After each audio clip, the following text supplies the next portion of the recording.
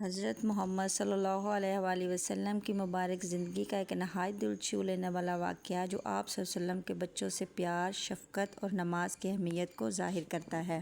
حضرت محمد صلی اللہ علیہ وآلہ وسلم تمام انسانوں بالخصوص بچوں سے بے حد محبت اور شفقت فرماتے تھے۔ آپ صلی اللہ علیہ وآلہ وسلم جب بھی گلیوں سے گزرتے تو بچوں کو سلام کرتے، ان کے سر پر ہاتھ پھیرتے اور گود میں اٹھا لیتے تھے۔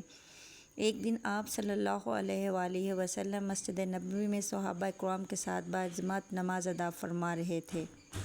نماز کے دوران جب آپ صلی اللہ علیہ وآلہ وسلم سجدے میں گئے تو آپ صلی اللہ علیہ وسلم کے چھوٹے نواسے حضرت امام حسن، حضرت امام حسین گھر سے نکل کر مسجد میں آ گئے اور کھیلتے کھیلتے آپ صلی اللہ علیہ وآلہ وسلم کی مبارک پشت پر سوار ہو گئے۔ آپ صلی اللہ علیہ وآلہ وسلم نے اپنے نواسے کو خود سے الگ نہیں کیا اور نہ ہی جلدی سے سجدے سے سر اٹھایا۔ آپ صلی اللہ علیہ وآلہ وسلم سجدے میں ہی رہے یہاں تک کہ بچہ خود اپنی مرضی سے کھیل کر آپ صلی اللہ علیہ وآلہ وسلم کی پیٹھ سے نیچے اتر گیا۔ اس وجہ سے وہ سجدہ معمول سے کافی لمبا ہو گیا۔ نماز مکمل ہونے کے بعد صحابہ کرام رضی اللہ عنہ نے عرض کیا، یا رسول اللہ صلی اللہ علیہ وآلہ وسلم، آج آپ نے سجدہ اتنی دیر تک فرمایا کہ ہماری فکر ہوئی کہ شاید کوئی وحی نازل ہو رہی ہے یا کوئی خاص بات ہو گئی ہے۔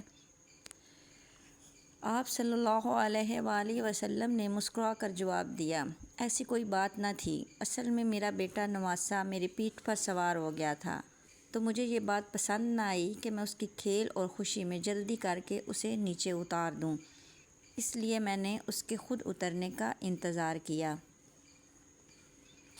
بچوں سے شفقت۔ اسلام بچوں کی نفسیات، ان کی خوشی اور ان پر شفقت کرنے کی سختی سے تاکید کرتا ہے۔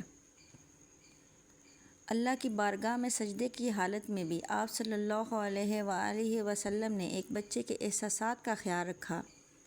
غصے اور سختی کے بجائے پیار اور محبت سے بچوں کی تربیت کرنا سنت نبوی صلی اللہ علیہ